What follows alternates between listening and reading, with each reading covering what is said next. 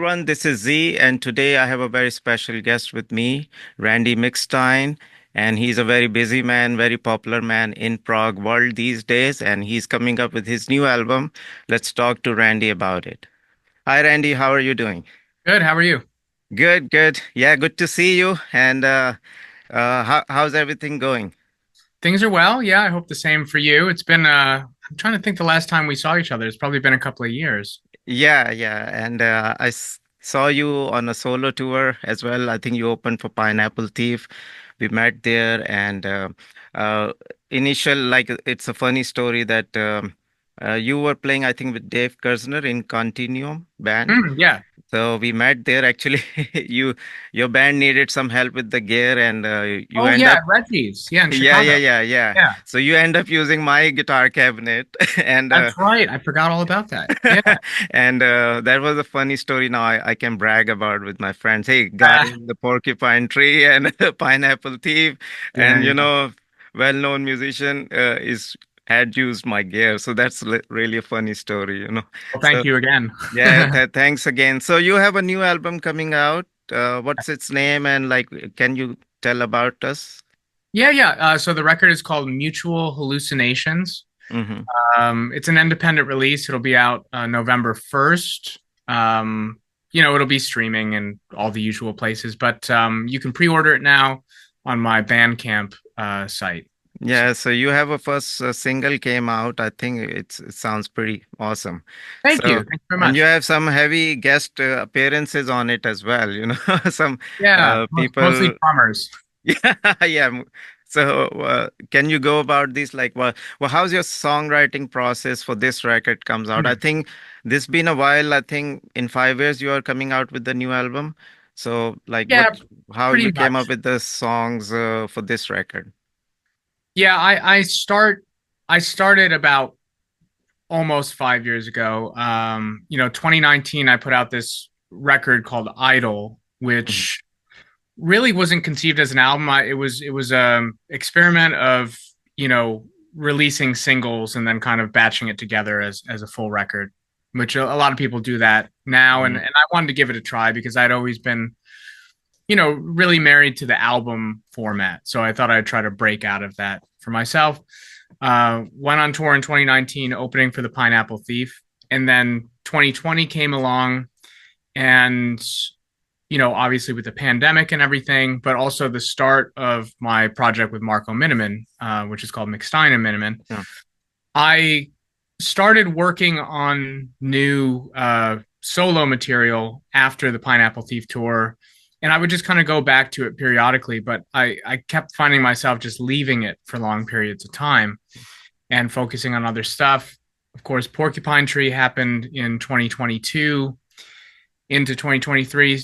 So I think in the last few years, for me, it was really about trying to find a new direction in a lot of ways and to try to figure out, musically what I actually wanted to explore. And that really changed a lot over the past few years. Mhm. So the record didn't it wasn't like 5 years of like hands-on time. It was kind of like working on it a couple weeks at a time and then like leaving it for months and then coming back to it and saying like, okay, what am I actually doing here? So I think stylistically, it's really all over the place, Mhm. which is not it's not a surprise to anybody who really follows my work. I have a tough time really staying put. But I will say that I think that the album has a cohesiveness to it that when you hear it in context, it all holds together surprisingly well. So, what are your primary influences when, like, a lot of people maybe don't know about you, like new listeners of this Yeah. podcast and stuff? Like, what's your background in music? Like, in a sense, your early grew up, where you grew up, and how you grew up. Because I'm asking this because when I listen to your music, I don't hear a lot of, uh, popular influences. You say Oh, like, hey, Pink Floyd, it's coming from Pink Floyd, or maybe Led Zeppelin. It's something yeah. you can easily catch on, right? But your music sounds different to me most of the time. It's also Yeah. experimental and also like is songwriting. I mean, you are like multi-instrumental multi-instrumentalist, you know. Yeah. So that's kind of very attractive to me in a sense. And very few people have this, gift of music that, they can be a good sideman and good songwriter as well. And Yeah, yeah. we'll go deep into it later. So what's your main influences growing up and like what you listen to these days? First of all, it's very kind of you to say all that, so I appreciate the compliment. Uh, I would say my foundation, the sort of the three main pillars of my early childhood listening experiences would be like classic progressive rock, um, kind of classic hard rock and metal, Hmm. and a lot of sort of blues rock guitar Hmm. players. So, I mean, on any given day, just the environment that I grew up in, it might be, yes, King Crimson, Jethro Tull, Emerson, Lake and Palmer, that Mm. whole kind of first wave of Wave rock. progressive bands. But then, a band like King's X, for instance, Mhm. it just happens to be like I think about this a lot, like age and circumstance. It was a band that my dad really loved, and I was born in 1988. So, in when my musical memories start to come online, age 3, 4, 5, they're a current band that he's listening to a lot, and so I heard King's X like before I heard the Beatles. Hmm. So, in that way, if you know their material, you know that they're one of those bands that also just smash together so many different influences. There's a Yeah. funk element, there's metal, there's these Beatles style 3-part harmonies, um, and a little bit of progressive, elements in there as well. Yeah. So I think even just if I were to think about that band alone, hearing that at an early age, left a really deep imprint because you can go down multiple roads Yeah. from there. So Yeah. so yeah, that was basically it. And then guitar players, of course, like Stevie Ray Vaughan, guys like that, Eric Johnson. Hmm. It was just I was being hit with this stuff constantly, and by the age of like 5 or 6, I had already kind of formed uh, an early musical identity of things that I was aiming for. Yeah, that's the good to hear. Yeah, we were talking about your album. So, tell me about the drummers. Like, you featured like I think maybe four drummers on this record. Yeah, So, I've got Pat Mastelotto plays on a song. Gavin Harrison is on a track. mhm. Marco Miniman is on 2 songs, and Nick DiVirgilio plays on one, and Yeah. I play on one.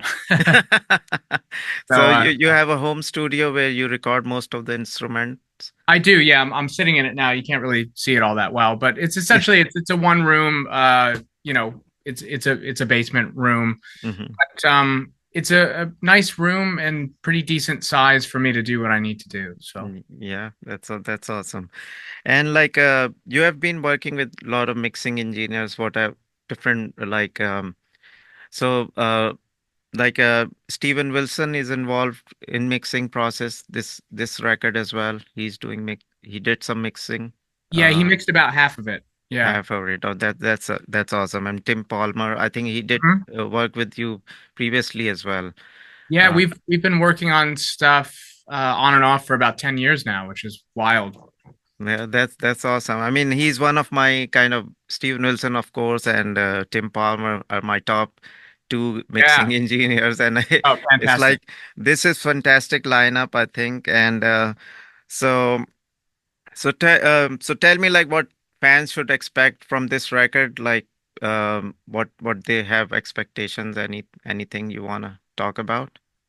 Well, in a way, expect the unexpected. I'll tell you what it isn't. It is not like a prog metal record. There's barely a whiff of that. It's I I don't know. I think of it as a very expansive kind of singer-songwriter Mm-hmm. record. At least that was my intention at different points, like I would find myself listening to records and wanting to uh, get to some in between zone between something really organic and very acoustic, like where you really hear the wood, let's say, Mm-hmm. and the acoustic instruments, and then something that was a little bit more ethereal and kind of, in the sky or in space. Mm-hmm. And I think the record kind of rides that line a lot, between like really upfront, dry vocals and things that are just, you feel like you're in the room, Mm-hmm. but there's this juxtaposition with very inorganic sounds. Mm-hmm. There's electronic elements in it as well. So I mean, I really, especially the last couple of years, post Porcupine Tree or during working with them, Mm-hmm. built up the studio a lot more, and I started getting interested in just other sounds, basically. Mm-hmm. But the main thing too is that I really wanted to make a record with real instruments. There's very little software synths. Like most of what you're hearing is stuff that I've created in the room Mm-hmm. itself. That And that's great. I mean, Adam yeah, Holzman also played a couple of tracks on the keyboards. yeah. Yeah. And he came here to record, Oh, that's so awesome. we worked Yeah, on it together. I've worked with Adam on my record as well. So he did Yes. like 5, 6 tracks for me and was really, I mean, put that to the next level, my Oh, songs, he's great. So Yeah. he's awesome. So yeah, I mean that's great. So lyrically, like what's your thought process is like when you're writing lyrics or songs? Let's talk about lyrics first. Like what's direction you are on this record, like really lyrically, theme, or is it like you stayed to one theme, or you like exploring every song with differently? I think the general sense is I find myself writing a lot of social commentary. Mm-hmm. Music is the way I get it out of my system. I don't resort to social media to sort of try to blast my opinions or my view on the world. I don't personally find it effective for me, or really for most people. And I think, yeah, getting it out through music and actually sitting with my thoughts and trying to, obviously say something through melody, but also with some wit, and some real heartfelt, seriousness. So I would say that's the general sense. It's not, it's not a political record. None of that. But it, at the same time, it is all in there, and it's kind of Mm-hmm. what you read into it. But there's a couple of songs that are really just their own things, and they're non sequiturs. Mm-hmm. Yeah, so let's talk about your songwriting process. Like, what is typically you come up with like melody first, or sometimes lyrics first, or like how you prepare the tracks. Like usually, demo them and then send tracks to the musicians, and like what's your process looks like typical. Yeah, most of the time I've always pretty much been a music first guy. And as you mentioned earlier, I do play multiple instruments, so it kind of depends on what I'm starting with. I Mm-hmm. tend to write very different, from acoustic guitar to electric guitar to writing on bass or on keys. Mm-hmm. Um, I'd say my weakest instrument technically would probably be, keyboards, piano, but I find things, Mm-hmm. and I know the sounds that I'm looking for. So all I need is that spark, and then I can kind of build it out from there. But because it is kind of like a one man orchestra situation, each layer does affect the next step of the Mm-hmm. process. So whatever that foundational piece is, that's got to be really strong for me. And usually I find myself these days wanting to make sure that the song can exist on like one instrument and one voice, if it's a Mm-hmm. vocal song, because there are instrumentals on this record.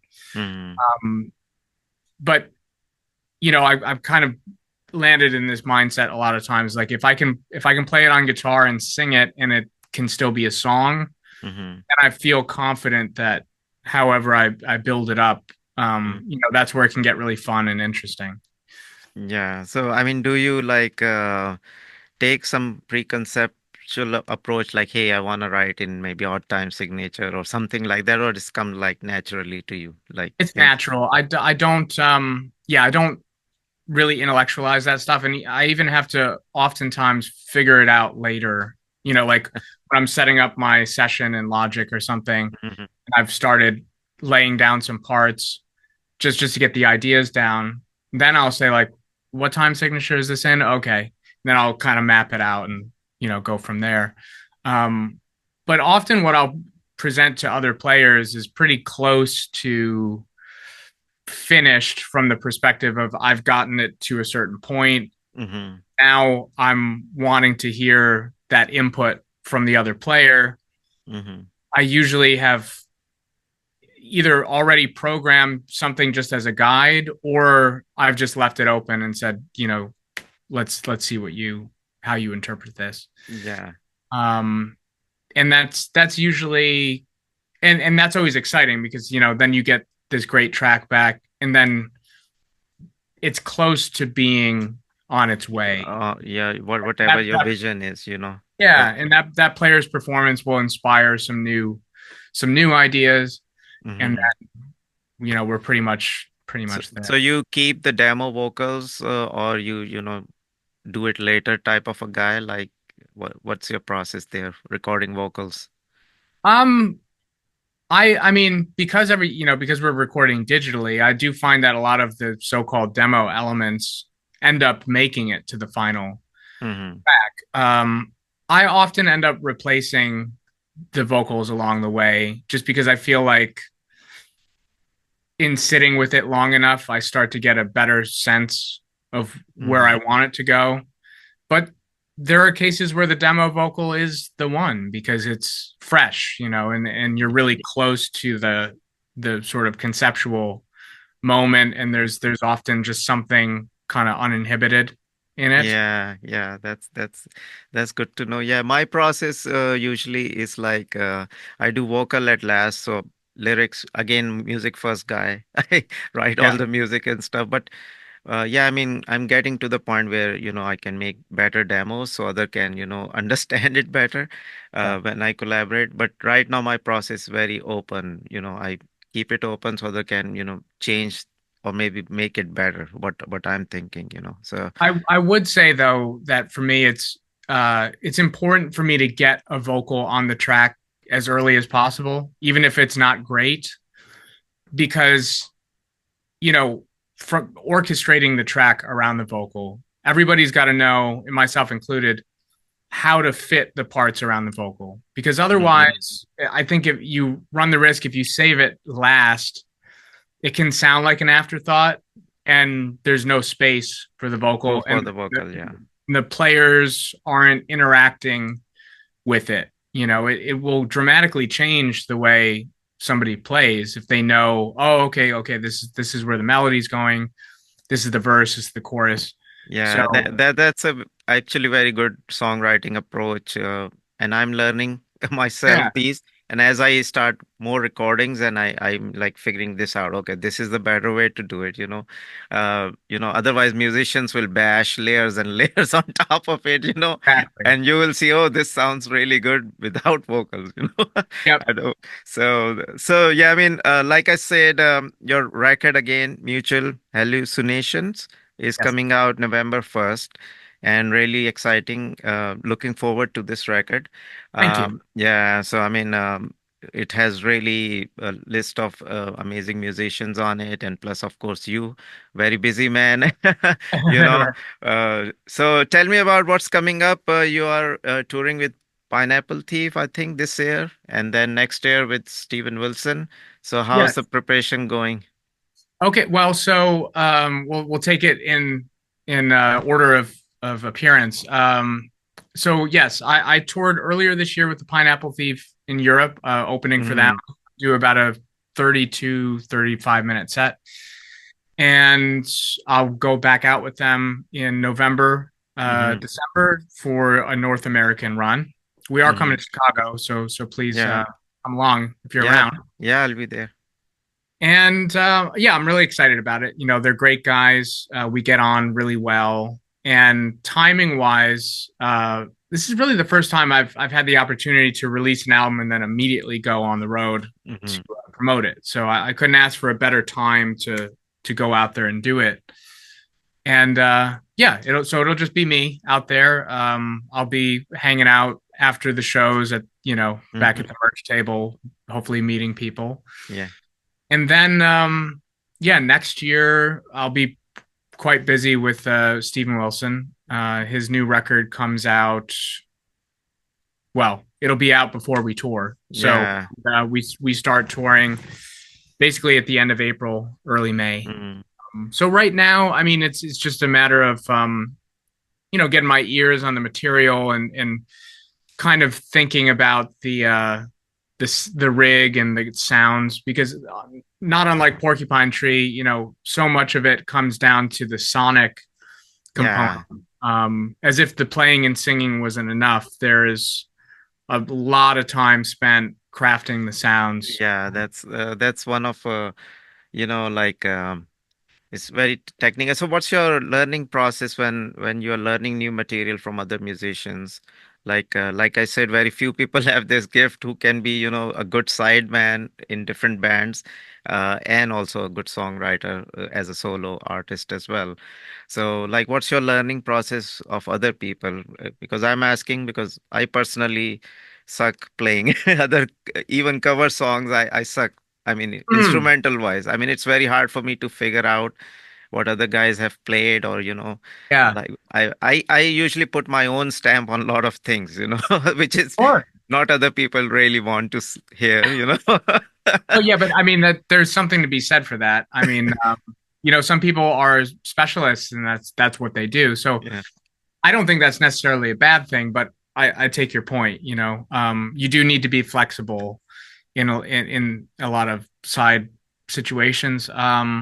I guess the thing is because I started at an early age, mostly playing in cover bands for years, Mm, so I had to sort of train my ear pretty early on, and I always had new songs. There were always new songs being added to lists and stuff. So I mean, the turnover was quick, and mm, I'm not saying it was note for note perfect, but I had to get it to a point where it was close enough to get the feel of things. And mm, obviously, over the years, it's just one of those skills that you refine. Um, I think where all these things connect, especially with Porcupine Tree and now with Steven, is the songwriting part of me, the band leader part of me, the sideman part, producer, all these things combine to kind of give you like a 360 view of the role that you're stepping into. So mm, on the surface, I know, okay, you're going to be playing guitar, you're going to be singing, but you have to have this knowledge of sounds. You have to be able to get those sounds, mm, and you have to be able to be really quick and on the fly if something needs to be adjusted. mm, All of those things, just years of experience go into that and really deep listening. With mm, Porcupine Tree, every song in that set, I had picked out about three different versions to kind of cross reference for myself, at least with the back catalog, because the mm. new stuff hadn't been tested yet, of course. Yeah. That was a different thing entirely. But with back catalog, it was like, okay, you have a studio recording, you have multiple live recordings you can reference. Mm, Um, and somebody else used to be in that position. So it's like, here's what the original was, here's what that other person did, and now it's your turn yeah. to form a version of it that is respectful to the composition, but also being encouraged to do your own thing with it. And Yeah. I that mean, that was that's. license that was given to me, which was basically like, do your thing with Mm, this. mm. But I find that there's a respect to the material that you can't completely reinvent it. Otherwise, it won't resemble Yeah, that's what that's people. some issues I find with the progressive rock music because we are very tied to, you can say, time signatures and sounds and all. So, and fans also want to hear the certain lines or guitar parts or drum parts. But yeah, like musicians like, for example, Led Zeppelin, they're like open jams. You can Oh play. yeah. Every show was different. So there are like pros and cons of being in a prog, but Yeah. um, so I mean, but yeah, I usually try to write myself talking about like when I write my own song, certain sections I want to keep it open. So if you want to extend during the Yeah. live sessions, we can extend those parts. But yeah, talking about your, if I'm not mistaken, you are opening for Pineapple Thief and also playing in a band, or No, I'm just opening for them. opening for them. Okay. I don't know. I might get confused with the post. They post like we couldn't find the better guy than Oh, Randy. I know it's So, yeah, it can be read as though I'm playing with them, but no, it's really just we've discovered through two different tours now that the the two acts are very compatible. My okay. solo set and then them going on. It seems to be a combination that works very well. Well, yeah. But they So, do have a guitar player. so Yeah. you are doing like again acoustic set, acoustic Yeah, mix. acoustic electric. Yeah, Yeah. acoustic electric, yeah. And that's like a really good show. Like if I tell my viewers, I've been to your previous solo appearances as well. You are Yeah. like handling a lot of instruments, like playing, singing, and then you add some electronic stuff as well, Yes. like drum patterns and things like that. Yeah, mostly stuff that can be created on the fly. There's no pre-recorded elements. It's Yeah. I do some live looping and stuff on stage. Yeah, that's awesome. I remember when you did something on Chicago, like you fell on stage, something like after playing, and everybody was shocked. What Yeah, yeah, happened to Randy? You know, yeah. I remember that. and I people remember were a little bit confused. Is he doing like a show or something like happened to that. him? That's But funny. but glad you were okay. Oh yeah, yeah. It's fine. But yeah, I mean that was one of memorable performance I remember from you. And Yes. of course you've been into many bands. Um, so anything you wanna say to your fans about your new album in end of this interview? We are kind of running out of time, but Yeah, no, it's fine. No, I thank anybody who has followed me, this long and anybody who might be checking my stuff out for the first time. I think this album's a great sort of introductory place. Obviously, I would say that because it's the newest thing, but I do feel like it's a reflection of, a whole journey in music and it's really an album I could never have made at any other point, just because it's a collection of experiences and sounds and just a lot of experimenting to get to this point. And mm, everybody that I've played it for so far, including people who are involved on the record, have been just incredibly complimentary and I would say surprised by the record. It's a pretty fearless kind of mm. collection, I think. Yeah, so Randy McStine's album Mutual Hallucination is coming out November 1st, and I'm really looking forward for it. And Thank you. again, I appreciate your time giving us and supporting my channel as well. So I'm looking forward to see you on the road as well. Yeah, see you in a couple months.